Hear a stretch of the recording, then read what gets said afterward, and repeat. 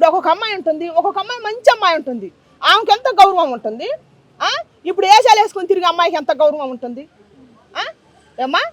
ఇప్పుడు అది కదా గుర్తుపెట్టుకోవాల్సింది అమ్మాయిలు.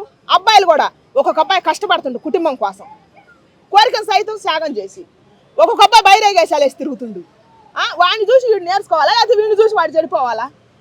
కన్నందుకు తల్లిదండ్రులకి వాళ్ళకు బహుమతి ఏమి ఇవ్వాలా? గౌరవం, కీర్తి అది ఇవ్వాలి. వాళ్ళు దానికే ఆశపడతారు.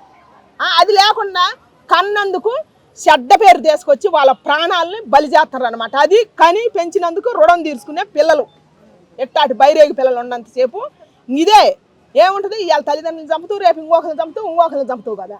ఇట్టాటి వాళ్ళకి గవర్నమెంట్ సరైన శిక్ష వేయాలమ్మా. చుట్టూ వాళ్ళు కూడా స్పందించాలా, అమ్మాయిలు కూడా స్పందించాలా.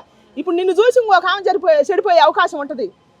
ఎందుకని అమ్మాయిలు అబ్బాయిలు అందరూ స్పందించాలా. స్పందించితేనే ఇట్టాటి వాటికి కొంతవరకు తగ్గించిన వాళ్ళం అవుతాం.